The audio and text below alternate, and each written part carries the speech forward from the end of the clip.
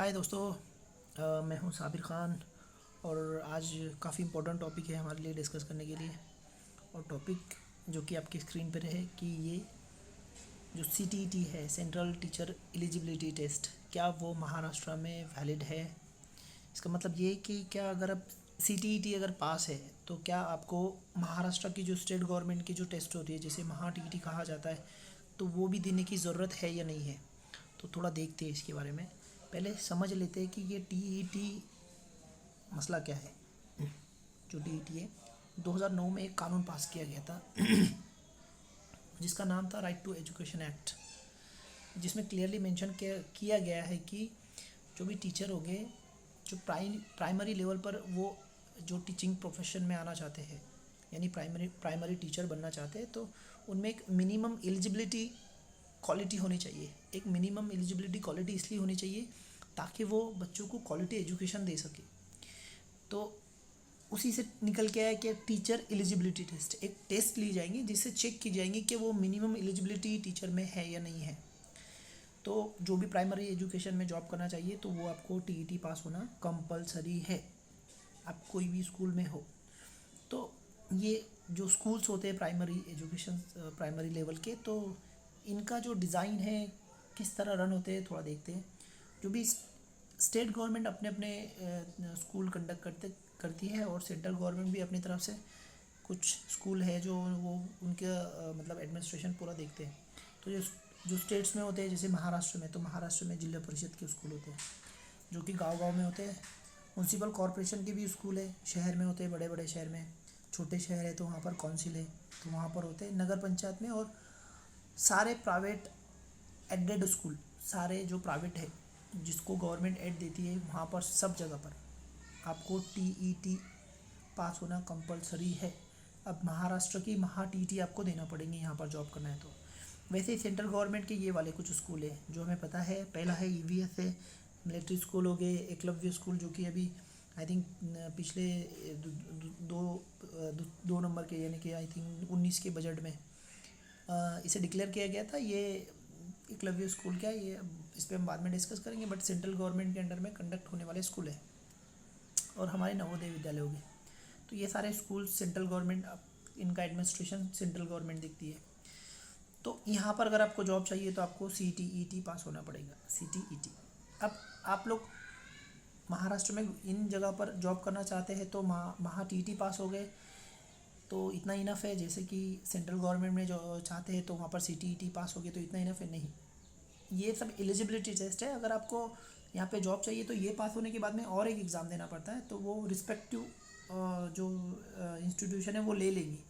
जैसे महाराष्ट्र का एग्जांपल दे तो यहाँ पर एक एग्ज़ाम ली जाती है जो महा TET क्वालिफाइड रहते हैं उनके लिए, उसको बोलते हैं TAIT, teacher aptitude and intelligent test कहते हैं इसे।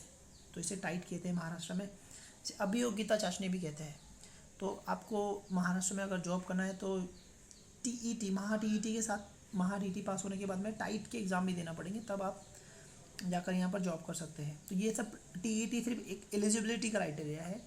अगर आपको जॉब चाहिए तो आपको और एग्ज़ाम देना होता है। वैसे ही सेंट्रल गवर्नमेंट भी है, आप CTET पास हो जाओ, उसके बाद में ये सब अपने अपने तरीके से एग्ज़ाम लेंगे और आपकी रिक्रूट करेंगे। तो इस तरह होता है। तो हमारा क्वेश्चन ये है कि जो सेंट्रल गवर्नमेंट की TET है, क्या वो महाराष्ट्र में वैलिड है। क्या महाराष्ट्र में आप महा TET ना पास होके आप सिर्फ CTET पास हुए तो क्या आपको जॉब लगेंगी या आप एलिजिबल हो पाएंगे, तो उसके बारे में डिस्कस करते हैं, देखते हैं। तो 2017 में महाराष्ट्र गवर्नमेंट ने जो उनके जो पूरे जो स्कूल है महाराष्ट्र, जो कि अभी मैंने गिनाए हैं आपको, वो सारे स्कूलों में अब उसमें प्राइवेट भी स्कूल आते हैं सबके सब। तो यहाँ पर अगर आपको जॉब चाहिए तो आपको एक अभियोग्यता चाशनी देना पड़ेगी जिसको टाइट कहते हैं, teacher aptitude and intelligent test कहते हैं, इसे टाइट कहते हैं जनरली, या फिर इसको हिंदी या मराठी में अभियोग्यता चाशनी कहते हैं। यहाँ पर लिखा भी आप देख सकते हैं, ये है अभियोग्यता चाशनी। तो अगर ये अभियोग्यता चाशनी देनी है तो इसको देकर ही आप जॉब पे लग सकते हैं। तो ये चाशनी के लिए क्या क्वालिफाई, मतलब कौन दे सकता है ये एग्ज़ाम, तो उसके लिए भी एलिजिबिलिटी होगी। तो उसके लिए आपको एक तो TET जो महाराष्ट्र की महा TET कहलाई जाती है वो आपको पास होना कम ज़रूरी है, ये लिखा है यहाँ पर मेंशन किया है। या फिर ये किव्वा मराठी में मतलब या और के सेंस में, एक तो आप टीईटी जो स्टेट गवर्नमेंट कंडक्ट करती है वो पास होना चाहिए, या फिर सेंट्रल गवर्नमेंट की जो सीटीईटी होती है तो वो आपको पास होना, दोनों में से एक कोई भी पास हुए तो आप उसके लिए एलिजिबल है। इसका मतलब ये है कि महाराष्ट्र में आपको जॉब करनी है तो आप एक तो महा टीईटी पास होना ज़रूरी है, या फिर वो नहीं तो आप सीटीईटी पास हुए तो भी आप उसके बराबर ही है। ठीक है, एक तो ये या वो, दोनों में से कोई भी आपके लिए वैलिड है। तो इसका मतलब ये है कि सीटीईटी महाराष्ट्र में वैलिड है। अब ये जो जो मैं आपके सामने नोटिस पढ़ रहा हूँ, ये स्टेट गवर्नमेंट का जीआर है जो कि 14 नवंबर 2017 में रिलीज़ किया गया था। आप जाकर अभी भी देख सकते हैं, स्टेट गवर्नमेंट की साइट पर जाके आपको मिल जाएगा। साइट ये रही, यहाँ पर डाउनलोड कर सकते हैं। ठीक है, तो इस आप कहाँ देखेंगे, वहाँ पे शासन निर्णय बोल के एक वहाँ पर टैब होता है, वहाँ पे आपको दिख जाएंगे सब चीज़ें। डेट डालेंगे वहाँ पे सर्च हो जाता है डेट के अकॉर्डिंग, तो आपको ये मिल जाएगा यहाँ पे। ओके, तो यहाँ पर आप एक बात क्लियर होगी कि आपको स्टेट गवर्नमेंट में अगर जॉब चाहिए महाराष्ट्र में तो आप सीटीईटी भी पास अगर किए हैं तो भी चलता है, या फिर महा टीईटी, दोनों में से कोई भी पास किए तो चल जाएगा। आपको दोनों में से एक की ज़रूरत है, दोनों ही नहीं ज़रूरत है। ठीक है, तो अब ये दोनों एग्ज़ाम है तो फिर प्रेफर कौन सा करना चाहिए हमने, कौन से दोनों में से एक तो पास होना है, तो कौन सा महा टीईटी पास होना चाहिए या सीटीटी। तो ये अपने तौर पे आपको डिसाइड करना होगा कि कौन सा है। इसमें अब हम लोग कैसा डिसाइड करेंगे कि भाई अब हमको तो पास होना है ना, कोई एक एग्ज़ाम भी पास हो गया तो इनफ है। तो हमारे लिए ईजी कौन सी हो सकती है, हमको ये देखना पड़ेगा, कन्वीनियंस के हिसाब से देखना पड़ेगा कि कौन सी ईजी है।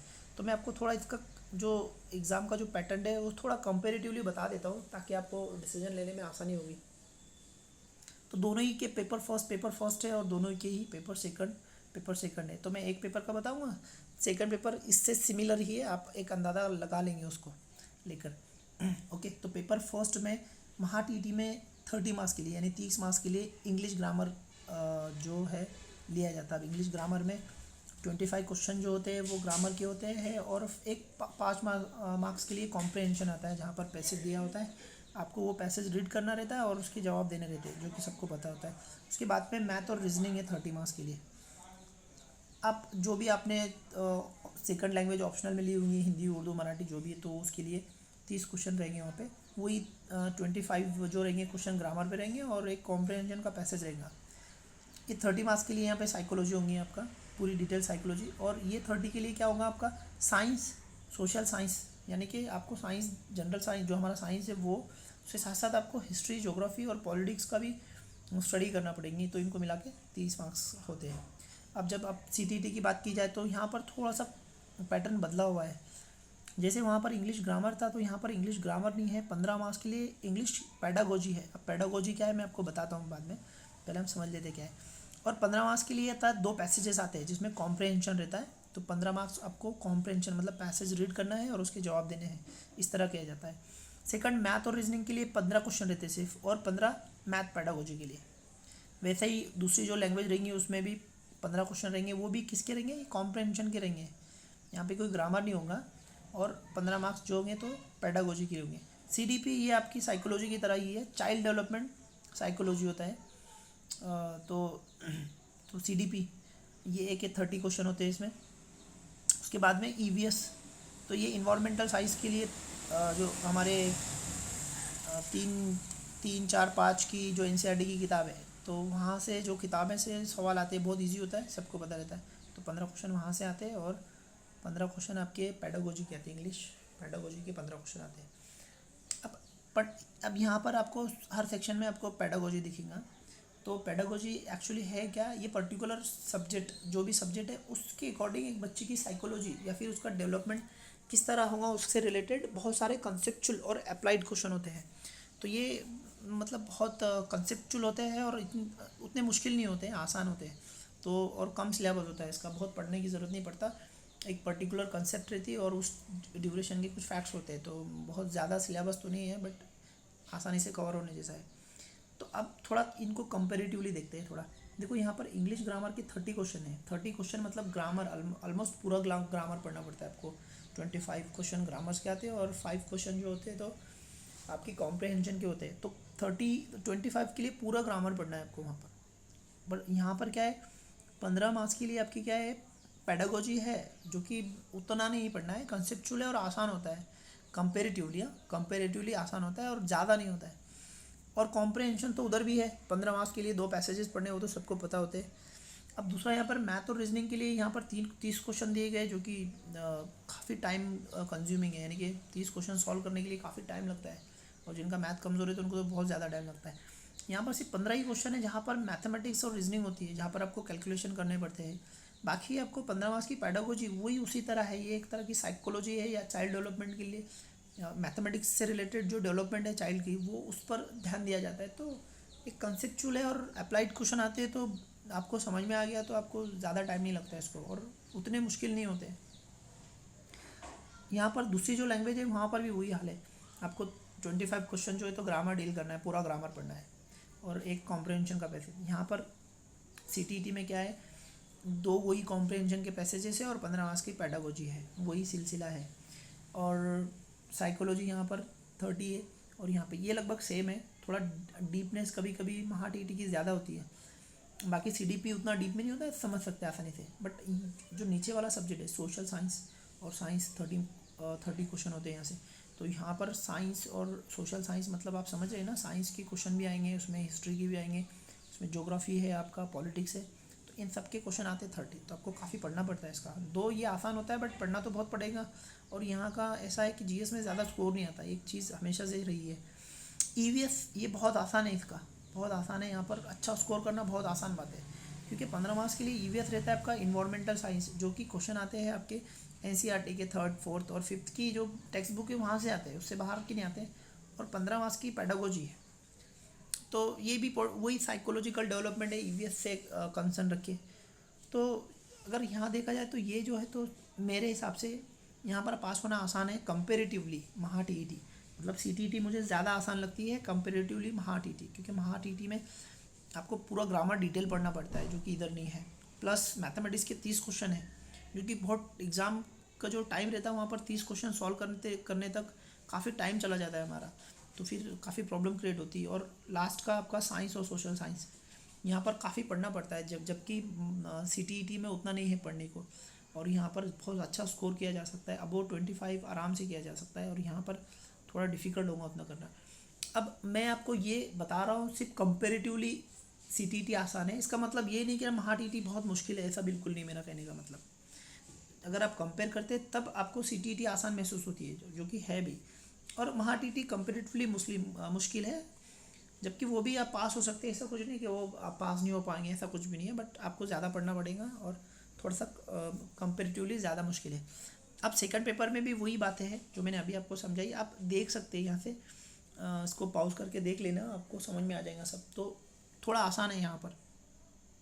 तो उम्मीद है मुझे आपको ये जो भी चीज़ें आपको समझ में आई होगी, जो भी आपको अगर कुछ और डाउट है किसी चीज़ से रिलेटेड तो आप कमेंट बॉक्स में डाल सकते हैं, कोई प्रॉब्लम नहीं, मैं आपको वहाँ पर आंसर ज़रूर देने की कोशिश करूँगा।